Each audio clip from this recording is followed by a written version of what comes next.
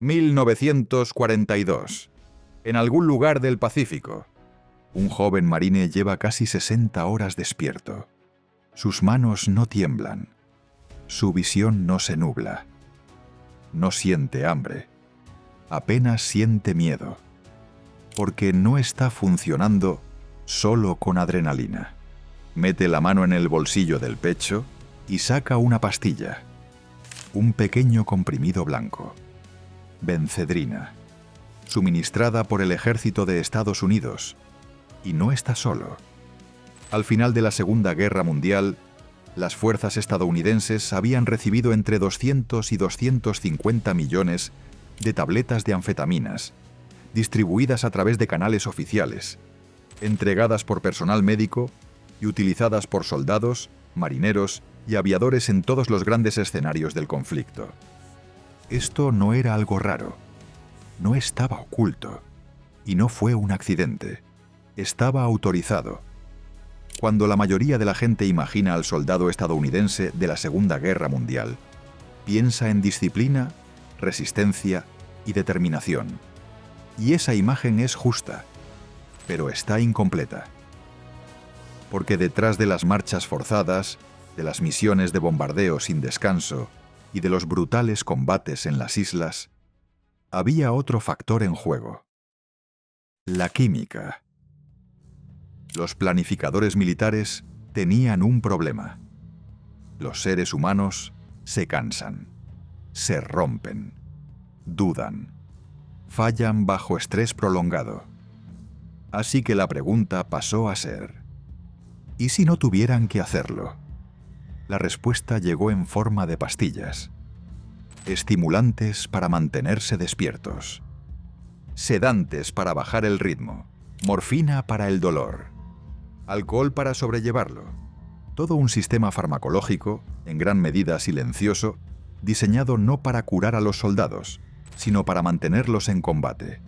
A menudo oímos hablar del uso de metanfetamina por parte de la Alemania nazi durante la Blitzkrieg. De lo que se habla mucho menos es de que Estados Unidos estaba desarrollando su propia versión de guerra química, sobre sus propias tropas, no para hacerles daño, sino para empujarlos más allá de sus límites naturales. Porque las anfetaminas no eliminan el agotamiento, lo aplazan, y tarde o temprano, la deuda se paga. Esto no es solo una historia sobre drogas, es una historia sobre lo que la guerra le hace al cuerpo humano, y sobre hasta dónde están dispuestas a llegar las instituciones para mantener ese cuerpo en funcionamiento. Porque el soldado estadounidense no solo luchó en la Segunda Guerra Mundial, en muchos casos, fue químicamente preparado para resistirla. Y cuando la guerra terminó, esos efectos no desaparecieron sin más. Mucho antes de que la primera bota estadounidense pisara suelo extranjero, en la Segunda Guerra Mundial, la sustancia que definiría la resistencia del soldado ya había sido aprobada, comercializada y normalizada. Benzedrina. Ese era su nombre comercial. Desarrollada a finales de la década de 1920 por el químico estadounidense Gordon Allès, que buscaba un sustituto sintético de la efedrina, un compuesto utilizado para tratar el asma. La benzedrina entró en la vida civil no como una droga de abuso, sino como un producto médico común, un inhalador, disponible sin receta en cualquier farmacia, recomendado por médicos y en el que los pacientes confiaban. Abría las vías respiratorias, aliviaba la congestión, era algo cotidiano, pero también hacía otra cosa, algo que el propio Allès documentó en sus primeros ensayos. Producía un efecto claro e inconfundible en la mente: alerta, estado de ánimo elevado, una sensación de confianza que iba más allá de lo físico. Los usuarios afirmaban poder mantener la concentración durante largos periodos, superar el cansancio, rendir a un nivel alto cuando el cuerpo debería estar pidiendo descanso. Eso era la anfetamina. Y a mediados de la década de 1930, ya no era solo un tratamiento para el asma. Smith, Kline and French, la empresa farmacéutica que tenía los derechos comerciales había ampliado enormemente sus aplicaciones. La bencedrina se comercializaba ahora para la depresión, la obesidad, la narcolepsia y una sorprendente variedad de afecciones que la medicina aún estaba intentando comprender. Era legal, era rentable, estaba en todas partes. El ejército estaba prestando atención. El momento exacto en que los planificadores militares estadounidenses empezaron a considerar seriamente las anfetaminas como herramienta de rendimiento es difícil de situar en una reunión o documento concreto. Lo que sí está claro es que a finales de la década de 1930, a medida que la posibilidad de un conflicto a gran escala se hacía inevitable, la resistencia del soldado ya era objeto de estudio. El cansancio era uno de los enemigos más antiguos de la guerra. Había arruinado campañas, hundido ofensivas y matado soldados en situaciones que nada tenían que ver con el fuego enemigo. A lo largo de la historia, los ejércitos habían intentado combatirlo con café, alcohol, hojas de coca o pura disciplina brutal. Ahora había algo mejor, algo que actuaba más rápido, duraba más y podía estandarizarse en una pastilla lo bastante pequeña como para guardarla en el bolsillo de la camisa. Los británicos fueron los primeros entre las fuerzas aliadas en adoptar formalmente la anfetamina para uso militar. Ya en 1939 y durante 1940, la Royal Air Force comenzó a suministrar tabletas de bencedrina a sus tripulaciones. Hombres que necesitaban mantenerse alerta durante largas misiones y que no podían permitirse la pérdida de concentración provocada por el cansancio en combate. Los resultados, según los informes internos, fueron convincentes. Los pilotos se mantenían alerta. Los tiempos de reacción se conservaban. Misiones que de otro modo habrían requerido descanso o relevo podían prolongarse. Estados Unidos estaba observando y ya estaba produciendo el fármaco a gran escala. Cuando Estados Unidos entró formalmente en la guerra, tras diciembre de 1941, la transición de producto farmacéutico civil a suministro militar se produjo con notable rapidez. Las fuerzas aéreas del ejército de Estados Unidos fueron de las primeras en adoptarlo, siguiendo el ejemplo británico. Las misiones de bombardeo de largo alcance exigían tripulaciones capaces de mantenerse operativas durante 8, 10 o incluso 12 horas o más. Dormir no era una opción. El café no bastaba. La bencedrina era la respuesta hacia la que el ejército llevaba tiempo avanzando. Y de forma crucial, no se trataba de un programa secreto. La distribución de anfetaminas entre el personal militar estadounidense estaba autorizada, documentada y organizada a través de canales médicos oficiales. El ejército contaba con asesores farmacológicos. Existían debates internos sobre dosis, frecuencia y contraindicaciones. Había toda una estructura burocrática detrás. No ocurría en la sombra. Ocurría dentro del sistema de suministro. Y sin embargo, pese a esa aparente normalidad administrativa, los soldados que recibían bencedrina rara vez recibían información detallada sobre sus efectos a largo plazo. ¿Estás cansado? Esto te ayudará. Tómalo. Sigue adelante. El panorama completo de lo que esa pastilla hacía al cuerpo, a la mente, al hombre que algún día tendría que volver a casa y vivir en tiempos de paz, no formaba parte de la explicación. Era el inicio de un patrón. Y ese patrón no haría más que intensificarse. Los números importan aquí.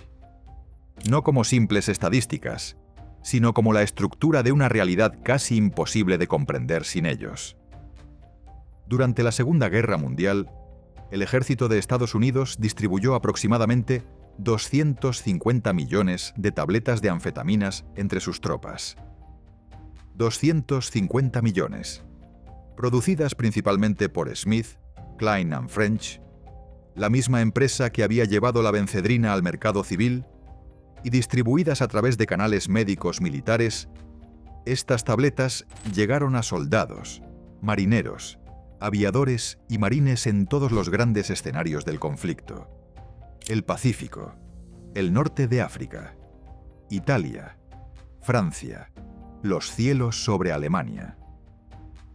Esto no fue un programa marginal. No fue un experimento limitado a unos pocos voluntarios.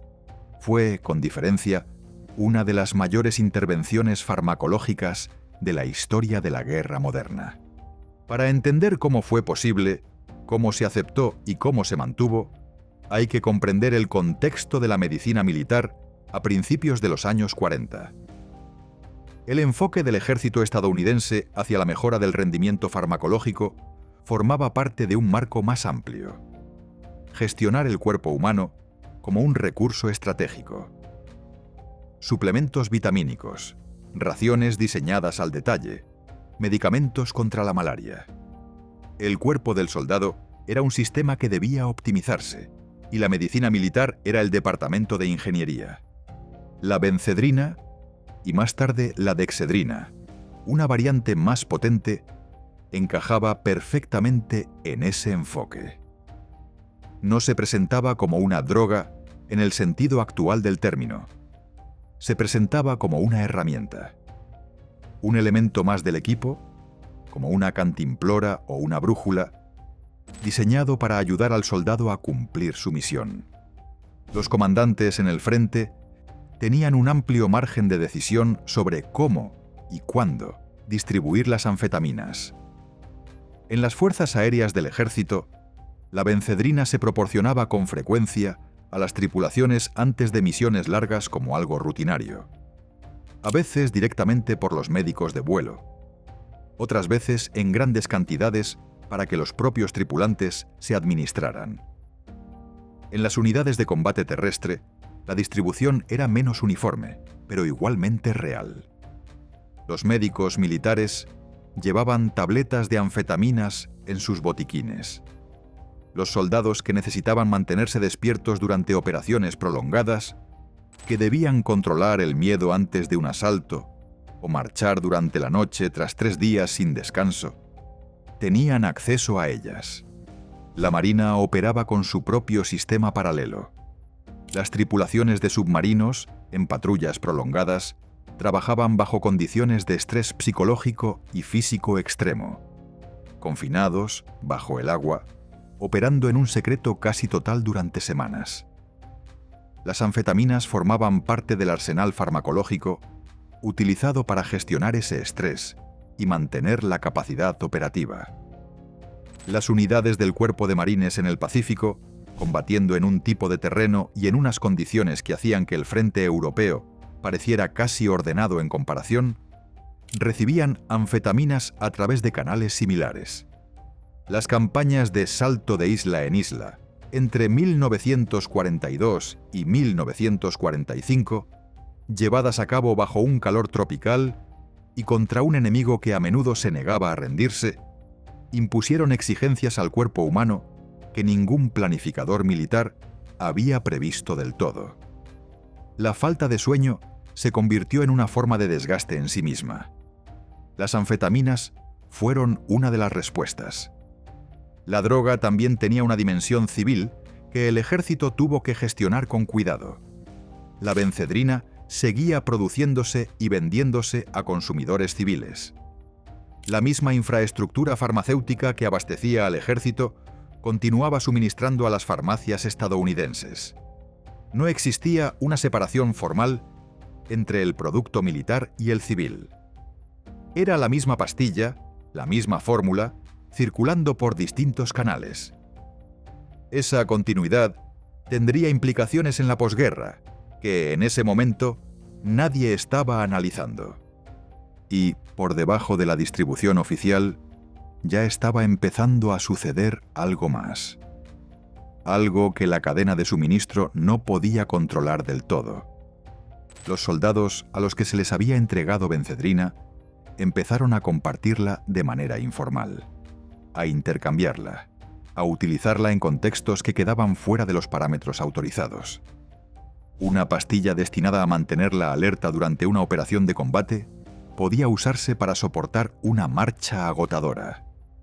Un suministro que un médico de vuelo había distribuido para una misión podía acabar circulando entre personal de tierra sin autorización formal, pero con una necesidad muy real. La infraestructura oficial había creado algo que no pretendía: una cultura militar en la que la estimulación química era algo normal. Esperado, no cuestionado. El hombre que, al inicio de este documental, metía la mano en el bolsillo, 60 horas despierto, manos firmes, sin sentir nada, no era una excepción. Era el resultado de un sistema.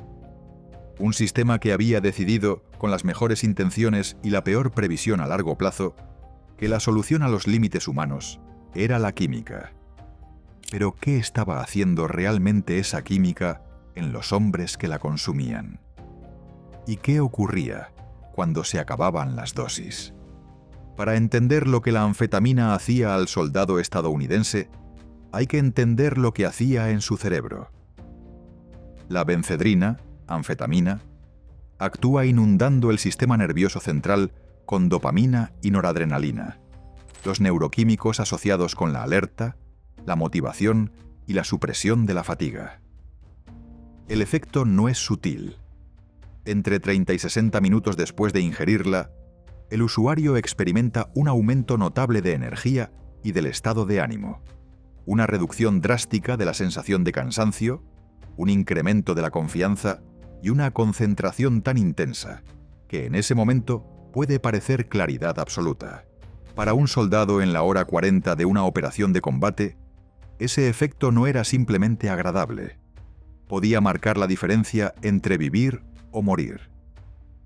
El cálculo era sencillo. Un hombre que no podía mantenerse despierto podía no detectar una patrulla enemiga. Un piloto cuyos reflejos se habían deteriorado por el agotamiento podía no salir a tiempo de una picada. Un artillero cuyas manos empezaban a temblar podía fallar el disparo decisivo. La anfetamina corregía esos fallos con precisión química. Los testimonios de veteranos y los registros médicos militares lo reflejan. Los soldados describían la pastilla como un estado de preparación casi antinatural, como si las necesidades normales del cuerpo quedaran suspendidas. El hambre desaparecía. El frío se volvía soportable. El miedo, si no desaparecía, al menos se volvía manejable. Un informe del ejército en el frente del norte de África señalaba que los soldados que recibían benzedrina antes de una operación nocturna afirmaban sentirse frescos y alerta, tras periodos de actividad continua que normalmente los habrían dejado incapaces de seguir en servicio. Las tripulaciones aéreas de la Octava Fuerza Aérea, que realizaban bombardeos diurnos en profundidad sobre Alemania, misiones que podían durar entre 8 y 10 horas a gran altitud, bajo ataques constantes de cazas y con temperaturas muy por debajo de cero. Dependían de la benzedrina como parte habitual de la preparación. Los médicos de vuelo documentaron casos en los que tripulaciones que llevaban más de 24 horas despiertas rendían a niveles comparables a los de personal descansado, al menos según los criterios de la medicina de la época. Pero la realidad farmacológica era más compleja de lo que sugerían esos informes inmediatos. La anfetamina no elimina el cansancio, lo oculta. La deuda neuroquímica que aplaza no desaparece, se acumula. Un soldado que usa benzedrina para aguantar 48 horas seguidas no ha resuelto el problema del agotamiento. Lo ha pospuesto. Cuando el efecto del fármaco desaparece, normalmente entre 4 y 8 horas después, el bajón que sigue suele ser peor que el cansancio original. Más profundo, más difícil de superar. Y en muchos casos, acompañado de irritabilidad, paranoia y una niebla mental que puede durar horas. Los médicos militares eran conscientes de esta dinámica, al menos en teoría. Las directrices oficiales advertían contra el uso excesivo y subrayaban que las anfetaminas eran una herramienta para situaciones concretas, no un sustituto del descanso. Pero en el frente, La teoría y la práctica no siempre coincidían. Cuando una unidad estaba en operaciones continuas y descansar no era una opción, esas advertencias dejaban de tener sentido. Tomabas la pastilla porque no había alternativa. Y ya afrontarías el bajón después, si es que llegaba ese después. Lo que la medicina militar estaba menos preparada para documentar y menos dispuesta a afrontar eran los efectos psicológicos del uso prolongado de anfetaminas. Ansiedad, aumento de la agresividad y, en casos de uso prolongado o dosis elevadas, algo cercano a la psicosis. Ideas paranoides, alucinaciones auditivas, una desconexión de la realidad que iba mucho más allá del efecto buscado. Estos efectos no eran hipotéticos. Aparecen en registros médicos, en informes posteriores a operaciones y en los testimonios de oficiales que detectaron cambios de comportamiento en hombres que habían consumido estimulantes durante largos periodos. El lenguaje de los documentos oficiales era prudente, clínico, cuidadosamente medido. Pero la realidad que describían no lo era. También estaban los casos que nunca llegaron a registrarse oficialmente.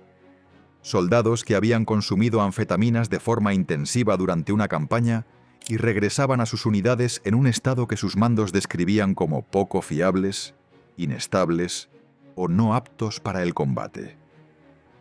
Hombres cuyo sueño había quedado tan alterado, por las drogas, por la guerra, por la combinación de ambas, que ni siquiera cuando tenían la oportunidad de descansar podían hacerlo. Y luego estaban las sustancias más allá de la bencedrina, porque la anfetamina no era la única droga que circulaba por la cadena de suministro militar estadounidense. Era la más organizada, la más autorizada, la más distribuida de forma sistemática, pero no era la única. La historia de las anfetaminas es el capítulo mejor documentado del consumo de drogas en el ejército estadounidense durante la Segunda Guerra Mundial. Pero no es el único. Y contar solo ese capítulo sería contar una historia incompleta, una que no refleja cómo era realmente la dependencia farmacológica en un ejército de más de 12 millones de hombres luchando en condiciones que el sistema nervioso humano nunca fue diseñado para soportar. El alcohol siempre había formado parte de la cultura militar. No era un fenómeno exclusivo de la Segunda Guerra Mundial, sino una constante en los conflictos armados organizados desde hacía siglos. Los soldados bebían antes de la batalla, bebían después de la batalla, bebían durante esos largos y agotadores periodos de inactividad que forman parte de la vida militar tanto como el combate.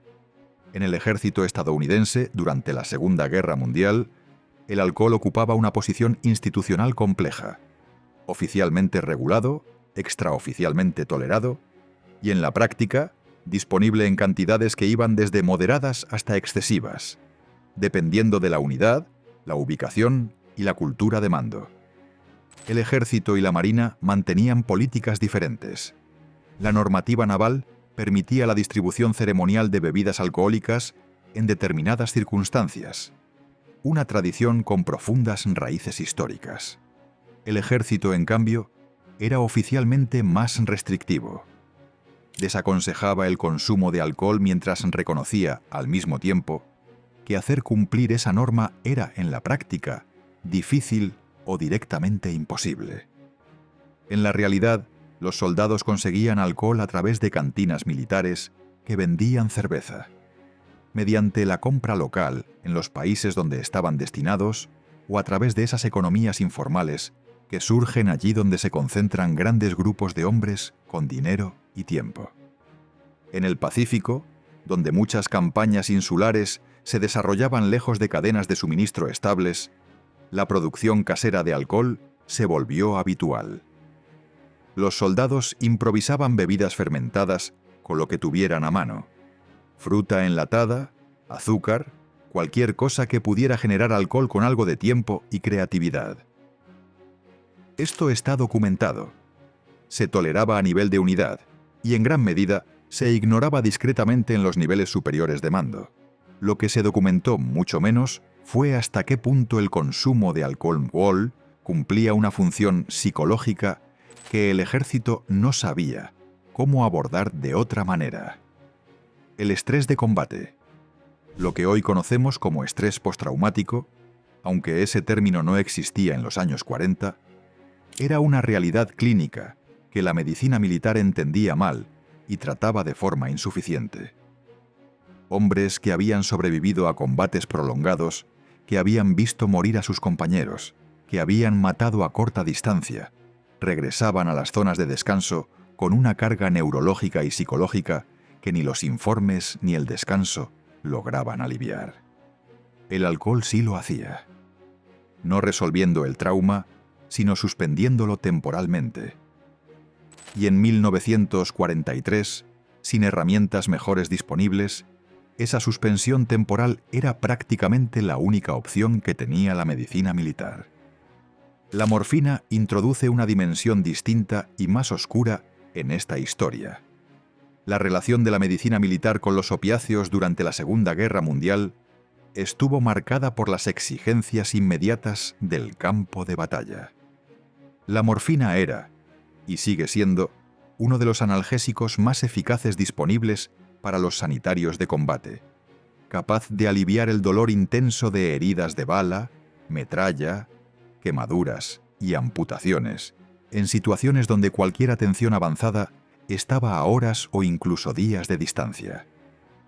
Cada sanitario llevaba consigo jeringas de morfina en formato de dosis única, las llamadas sirets, que podían administrarse de forma rápida y fiable en el campo.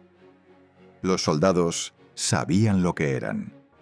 Muchos habían recibido morfina tras resultar heridos. El problema no era el uso de la morfina con su finalidad médica. Ese uso era necesario, estaba documentado y era perfectamente justificable desde el punto de vista clínico. El problema surgía en el límite entre el uso terapéutico y la dependencia, especialmente en hombres que habían recibido morfina repetidamente, durante largos periodos de tratamiento o hospitalización. La medicina militar contaba con protocolos diseñados para minimizar el riesgo de dependencia a los opiáceos en los soldados heridos.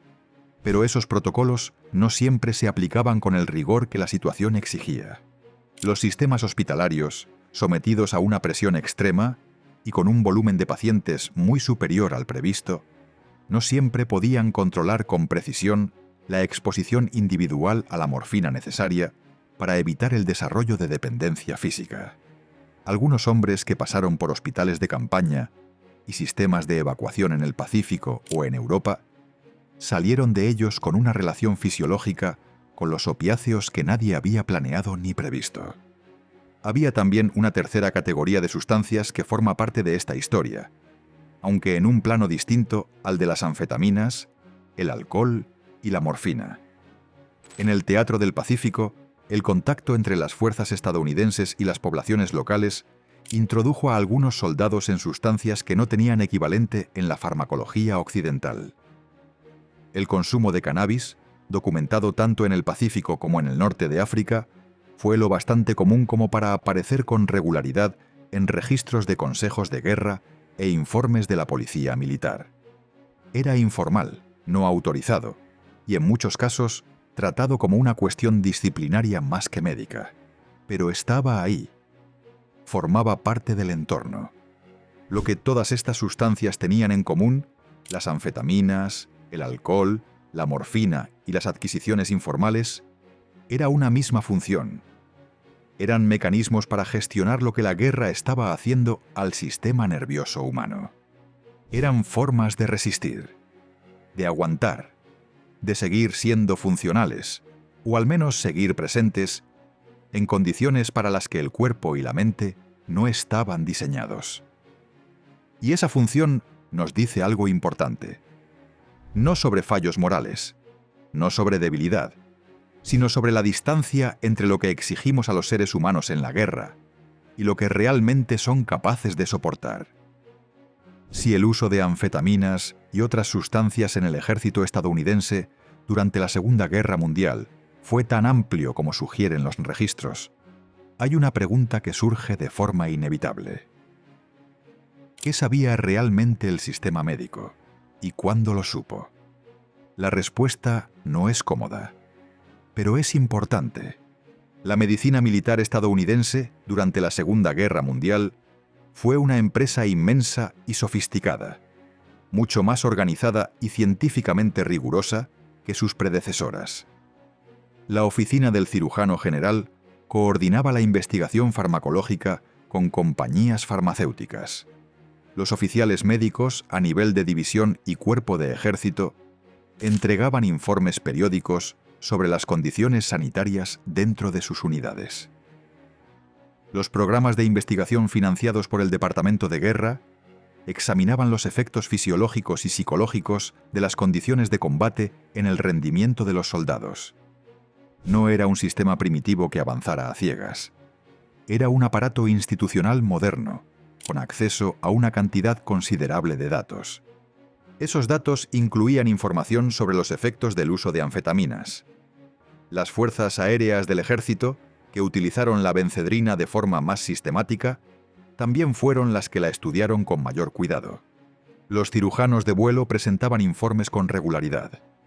La Escuela de Medicina Aeronáutica llevó a cabo investigaciones sobre los efectos cognitivos y fisiológicos del uso de estimulantes en las tripulaciones aéreas. Había una auténtica investigación científica en marcha, al mismo tiempo que se desplegaba su uso operativo. Lo que esa investigación reveló fue, en parte, alentador y en parte preocupante. Los beneficios a corto plazo para el rendimiento eran reales y medibles. El uso de anfetaminas sí mantenía el estado de alerta. Sí mejoraba el rendimiento en tareas que exigían atención sostenida. El tipo de tareas que requerían las misiones de bombardeo de larga duración. Los datos que respaldaban su uso operativo eran sólidos y se utilizaron para justificar que siguieran distribuyéndose. Los hallazgos preocupantes recibieron un tratamiento diferente. Los informes sobre bajones después de las misiones, sobre cambios de conducta en hombres que habían usado estimulantes durante periodos prolongados, sobre alteraciones del sueño que persistían una vez pasada la necesidad operativa, todo eso quedó documentado. Circuló dentro del estamento médico, y en la mayoría de los casos se trató como un coste manejable, no como una contraindicación que descalificara su uso. El enfoque siempre era operativo. La pregunta no era si la benzedrina causaba daño, sino si el daño que causaba era menor que el daño que evitaba al prevenir el agotamiento. En tiempos de guerra, ese cálculo se resolvía sistemáticamente a favor de seguir usándola. El coste inmediato y medible de no utilizar anfetaminas, misiones fracasadas, tripulaciones perdidas, operaciones venidas abajo, era visible y concreto. El coste difuso y a largo plazo de usarlas, hombres que volvían a casa con el sueño alterado, cambios de ánimo y una relación complicada con su propia neuroquímica, era invisible, se posponía y quedaba repartido entre una población de veteranos que no empezaría a manifestar esas consecuencias de forma visible hasta meses o años después. Esto no significa que la medicina militar actuara de mala fe. Los médicos e investigadores que construyeron y manejaron este sistema eran, en su mayoría, hombres que creían sinceramente que estaban sirviendo a sus pacientes lo mejor que permitían las circunstancias. Las decisiones tomadas en 1942 se veían de una forma desde dentro de una guerra y de otra muy distinta desde fuera, 7 décadas después. Pero el estamento médico tomó decisiones sobre qué destacar y qué dejar para más adelante. Eligió priorizar los datos sobre rendimiento operativo por encima de los datos de seguridad a largo plazo, porque los datos operativos eran lo que necesitaban los mandos, y los datos a largo plazo todavía no existían en formas que obligaran a prestarles atención. Eligió distribuir una sustancia farmacológicamente significativa a millones de hombres sin un marco para hacer seguimiento de la exposición individual, la respuesta individual o la necesidad individual de apoyo después de su uso. Y eligió, con muy pocas excepciones, no contarles gran cosa a los hombres que tomaban aquellas pastillas sobre lo que estaban tomando. El marco de consentimiento que exigiría una norma contemporánea de ética médica sencillamente no existía. A un soldado al que se le entregaba una pastilla de benzedrina y se le decía que le ayudaría a mantenerse despierto, no se le daba una explicación sobre la dopamina y la norepinefrina. No se le advertía del bajón que vendría después, ni de la alteración del sueño que podía persistir, ni del pequeño pero real riesgo de que un uso prolongado pudiera dejarle una relación con esa sustancia que no terminaría cuando acabara la guerra. Se le daba una pastilla. Se le decía que la tomara. Se confiaba en que fuera un soldado. Y aquí es donde la historia da su giro más oscuro. Porque los hombres que volvieron a casa de la Segunda Guerra Mundial volvieron como la gran generación. Volvieron a desfiles, monumentos y a una economía civil que los necesitaba. Volvieron con esposas, hijos, barrios residenciales y un relato cultural en el que no había espacio para la complicada verdad de lo que la guerra les había hecho. Y escondida dentro de esa verdad complicada, en muchos casos, sin que los propios hombres la reconocieran, había una historia farmacológica que nadie los había preparado para entender, afrontar o sanar. La guerra terminó en 1945. Los soldados volvieron a casa, y se suponía que la historia de lo que las drogas les habían hecho debía terminar también allí. No fue así. La transición de la vida militar a la civil para los veteranos de la Segunda Guerra Mundial ha sido mitificada en la cultura estadounidense hasta tal punto que se ha vuelto difícil verla con claridad. La ley de reajuste de los militares, conocida como GI Bill, los nuevos barrios residenciales, el baby boom, la expansión económica. La imagen es la de una reinserción perfecta. Hombres que habían sido soldados y que se convertían en padres, trabajadores y ciudadanos con una rapidez y una plenitud que parecían confirmar algo esencial sobre el carácter y la resiliencia de Estados Unidos. La imagen no era falsa. Para muchos veteranos, la transición fue, según los estándares disponibles para ellos, un éxito. Construyeron vidas, criaron familias, contribuyeron a una nación que de verdad los necesitaba. Pero dentro de esas vidas, para un número significativo y en gran medida no contabilizado de hombres, algo no llegó a resolverse. Algo de la guerra permaneció.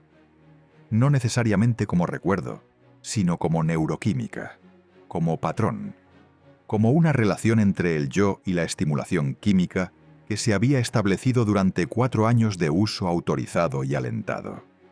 La investigación sobre la dependencia de las anfetaminas entre los veteranos de la Segunda Guerra Mundial después de la guerra es frustrantemente incompleta. Y eso no es casualidad. La infraestructura médica de la Administración de Veteranos en la posguerra estaba organizada alrededor de lesiones físicas visibles: la herida, la amputación, la enfermedad. Las consecuencias psicológicas y neuroquímicas de la guerra se entendían mal, se registraban de forma insuficiente y se trataban mínimamente. Un veterano que regresaba del Pacífico con patrones de sueño alterados, irritabilidad, inestabilidad emocional y una tendencia a buscar Benzedrina, todavía disponible sin receta en las farmacias estadounidenses hasta 1959, no se presentaba en una clínica de veteranos como un hombre con un problema de drogas arraigado en su servicio militar. Se presentaba, si es que llegaba a presentarse, como un hombre que tenía dificultades para adaptarse. El marco de la adaptación fue la lente dominante a través de la cual se contemplaron las dificultades de los veteranos tras la guerra. El concepto de lo que hoy llamamos adicción, entendida neurobiológicamente, entendida como consecuencia de historias específicas de exposición, no era el marco que la medicina estadounidense de 1945 aplicaba a estos hombres. La ciencia todavía no existía en la forma que habría permitido hacerlo. Lo que podemos reconstruir a partir de los datos disponibles, registros de ventas farmacéuticas, estadísticas sanitarias de la Administración de Veteranos, informes médicos civiles de finales de los años 40 y de los 50, es una imagen sugerente, aunque no definitiva. El uso de anfetaminas en la población civil estadounidense aumentó de forma significativa después de la guerra. El fármaco siguió siendo legal y se comercializó ampliamente. A comienzos de la década de 1950, Las recetas de anfetaminas en Estados Unidos se contaban por decenas de millones cada año. No es posible establecer con certeza, a partir de los registros disponibles, hasta qué punto esa demanda civil estuvo impulsada por la población veterana. Pero la coincidencia en el tiempo y en la escala no es algo que pueda descartarse sin más. La historia de la morfina tiene una sombra similar. Los veteranos que habían desarrollado dependencia física a los opiáceos, a través del tratamiento de heridas y hospitalizaciones, no siempre recibieron el apoyo estructurado que tal dependencia requería. El sistema de la Administración de Veteranos de la posguerra estaba desbordado, infrafinanciado y funcionaba con un conjunto de herramientas terapéuticas que, según los estándares contemporáneos, era primitivo. Hombres que necesitaban una retirada supervisada médicamente recibieron, en muchos casos, poco más que el alta y una dirección. La dimensión del alcohol es quizá la más visible y la más comúnmente reconocida de las consecuencias de la posguerra. Las tasas de dependencia del alcohol entre los veteranos de la Segunda Guerra Mundial eran sustancialmente más elevadas que entre la población masculina general de una edad similar. Esto está documentado en estudios epidemiológicos realizados desde finales de los años 40 hasta la década de 1960. La relación entre la exposición al combate, el trauma psicológico y el consumo de alcohol como mecanismo de afrontamiento fue observada, señalada y, en el contexto cultural del periodo inmediatamente posterior a la guerra, en gran medida excusada como una consecuencia comprensible de lo que aquellos hombres habían vivido. Lo que no se observó, no se nombró y no se trató fue el papel que la propia infraestructura farmacológica del ejército había desempeñado a la hora de establecer las condiciones para esos patrones de conducta en la posguerra. Los hombres que bebían en exceso después de la guerra no eran simplemente hombres que habían visto cosas terribles. Eran, en muchos casos, hombres cuyos sistemas neuroquímicos habían sido alterados de forma significativa por años de consumo autorizado de drogas, que habían sido enviados a casa sin ningún marco para entender lo que les había ocurrido, y que encontraron en el alcohol una sustancia que producía efectos: sedación, alteración del estado de ánimo, alivio de la ansiedad, que sustituían, aunque de forma insuficiente, el apoyo farmacológico que sus sistemas nerviosos habían sido entrenados para esperar. Esto no es una exculpación. No es afirmar que todos los veteranos que tuvieron dificultades después de la Segunda Guerra Mundial las tuvieran por culpa de las drogas. La propia guerra, la violencia, la pérdida, el peso moral de lo que aquellos hombres habían presenciado y hecho, era causa suficiente de un profundo sufrimiento psicológico sin necesidad de añadir ninguna dimensión farmacológica. Pero sí es afirmar que esa dimensión farmacológica existió, que fue real, que fue creada en gran parte por decisiones tomadas dentro del aparato institucional del ejército estadounidense y de su estamento médico, y que esas decisiones y sus consecuencias nunca fueron afrontadas con honestidad por las instituciones que las tomaron. Aquellos hombres merecían ese ajuste de cuentas. No lo recibieron. La historia del uso de drogas por parte del ejército estadounidense durante la Segunda Guerra Mundial no terminó en 1945. Continuó. En la Guerra de Corea, en Vietnam, en la memoria institucional de un ejército que había aprendido, durante el mayor conflicto de la historia de la humanidad, que la mejora farmacológica del rendimiento era posible, eficaz y manejable desde el punto de vista organizativo. Las lecciones de la Segunda Guerra Mundial no se codificaron formalmente en una doctrina que creara una línea limpia y fácil de rastrear, pero fueron absorbidas. El aparato de medicina militar, que había distribuido 250 millones de pastillas de bencedrina durante la Segunda Guerra Mundial, no se disolvió después de 1945. Se reestructuró, conservó su conocimiento institucional y llevó ese conocimiento al siguiente conflicto. En Corea, el uso de anfetaminas entre el personal militar estadounidense continuó, de nuevo a través de canales tanto oficiales como informales. En Vietnam, el paisaje farmacológico se volvió considerablemente más complejo. Anfetaminas, sí, pero también cannabis a una escala masiva, heroína y una variedad de otras sustancias que la propia cultura de drogas del ejército había contribuido a normalizar. La crisis de las drogas en Vietnam, que se convirtió en un escándalo público a comienzos de la década de 1970, no fue un acontecimiento repentino. Fue una acumulación. Un sistema que se había construido en la Segunda Guerra Mundial, que había normalizado la intervención farmacológica como herramienta de gestión militar y que nunca había afrontado honestamente sus costes a largo plazo, había hecho metástasis durante 2 décadas hasta convertirse en algo que ya no podía contenerse dentro de la cadena de suministro.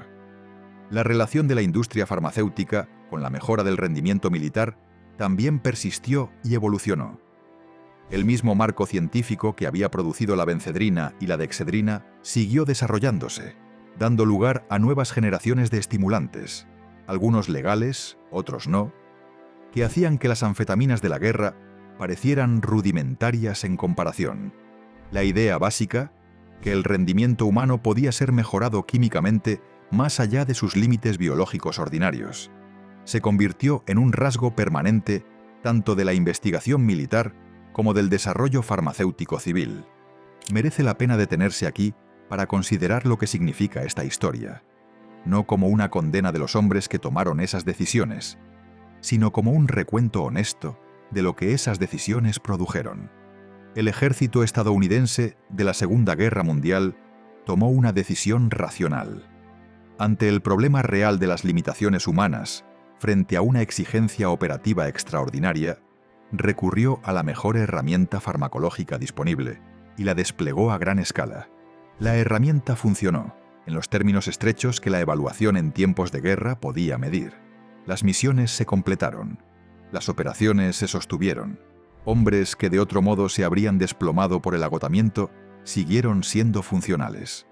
Lo que costó esa decisión racional, en la salud a largo plazo de veteranos concretos, en los patrones de consumo de sustancias que siguieron a aquellos hombres de vuelta a casa, en la normalización institucional de la manipulación farmacológica como solución a las limitaciones humanas, nunca se colocó en la balanza frente a los beneficios operativos.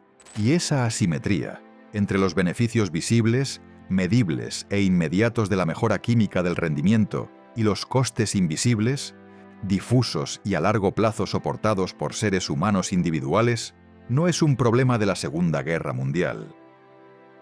No es un problema que terminara en 1945, ni en 1975, ni en ningún otro hito histórico. Es un problema que reaparece allí, donde se pide a seres humanos que rindan más allá de sus límites biológicos, y donde una autoridad institucional decide que la pregunta de cómo hacer posible ese rendimiento es más urgente que la pregunta de cuánto acabará costando. La pastilla de bencedrina en el bolsillo del soldado estadounidense no era malvada. Era una herramienta, diseñada por científicos, distribuida por médicos, entregada por una institución que creía, sinceramente creía, que estaba ayudando. Los hombres que la tomaron no eran débiles, no eran imprudentes, eran soldados, haciendo lo que hacen los soldados, utilizar lo que se les había dado para sobrevivir.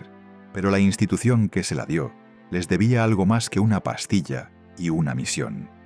Les debía honestidad sobre lo que era aquella pastilla. Les debía un marco para entender y abordar los efectos que sobrevivirían a la misión. Les debía el reconocimiento de que la deuda aplazada por aquella pequeña pastilla blanca acabaría venciendo, no para el ejército, no para la compañía farmacéutica, no para los historiadores que acabarían reconstruyendo esta historia, sino para los propios hombres. Muchos de ellos pagaron esa deuda solos, en salones de finales de los años 40, en salas de espera de la administración de veteranos en los años 50, en el sufrimiento silencioso y no reconocido de hombres a los que se había enseñado a resistir, que habían sido químicamente equipados para resistir, y a los que nunca se les enseñó qué hacer cuando la resistencia finalmente se agotara. Hay un tipo particular de silencio que cae sobre la historia difícil, no el silencio de la ignorancia, sino el silencio de la preferencia. La preferencia por recordar las cosas como más simples de lo que fueron.